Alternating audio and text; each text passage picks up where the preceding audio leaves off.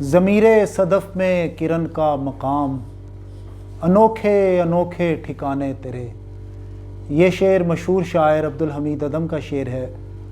اور ان کی شاعری ایک طرف مقبول عام شاعری رہی ہے اور آج بھی ہے، اور دوسری جانب ان کی شاعری میں ہمیں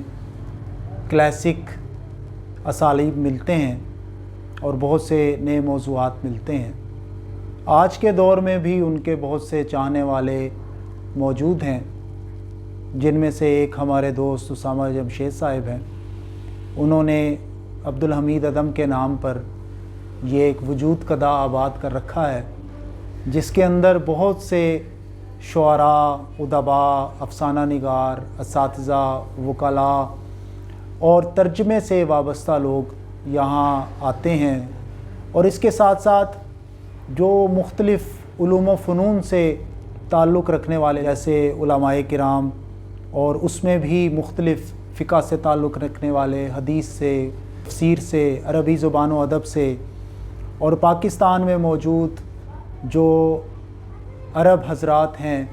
شاعر، ادیب، نقاد اور عربی زبان و ادب کے اساتذہ، وہ یہاں تشریف لاتے رہتے ہیں۔ تو یہ ایک لحاظ سے ہمارے یہاں کے شاعر عبدالحمید ادم کی یاد میں بھی یہ وجود قدا ہے، اور دوسری جانب یہ جڑواں شہروں میں ایک ایسا مقام بن چکا ہے جس میں نہ صرف اردو زبان و ادب اور پاکستان میں موجود مقامی زبان و ادب کے حوالے سے بات چیت ہوتی ہے، شعر و شاعری ہوتی ہے، ان کے حوالے سے باتیں ہوتی ہیں، زبان و ادب کی صرف و نحو کی باریکیوں پر باتیں ہوتی ہیں اور گفتگو ہوتی ہے۔ اس کے ساتھ ساتھ جو دیگر علوم کے بنیادی موضوعات ہیں، ان پر بھی یہاں وقتاً فوقتاً پروگرام منعقد ہوتے رہتے ہیں۔ تو یہاں مختلف رنگ جمے ہوئے ہیں، اور یہاں مختلف جو موسیقی سے تعلق رکھنے والے ہیں، یا اس کے ساتھ ساتھ جو نعت خوانی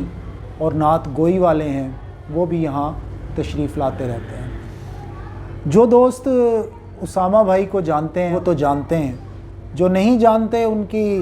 اطلاع کے لیے یہ عرض ہے کہ اسامہ جمشید ایک طرف تو اردو کے بہت اچھے شاعر ہیں، اور دوسری جانب اسامہ جمشید پاکستان میں موجود جو سربراہ مترجمین ہیں ان میں سے ایک ہیں، جو عربی زبان و ادب پر بھی دسترس رکھتے ہیں، انگریزی زبان و ادب کو بھی بخوبی جانتے ہیں، اور اردو کے تو وہ خود شاعر ہیں اور اس کے شاہ سوار ہیں، اور وہ انٹرنیشنل اسلامک یونیورسٹی میں ترجمے ہی کے شعبے سے وابستہ ہیں۔ تو یہ انہوں نے ایک ایسی جگہ ہمیں مہیا کی ہے کہ جہاں وہ اردو زبان و ادب اور شعر و شاعری کے حوالے سے ہمیں آگاہی دے رہے ہیں، اس کے ساتھ ساتھ وہ ترجمے کے حوالے سے بھی یہاں پر روشنی پھیلا رہے ہیں۔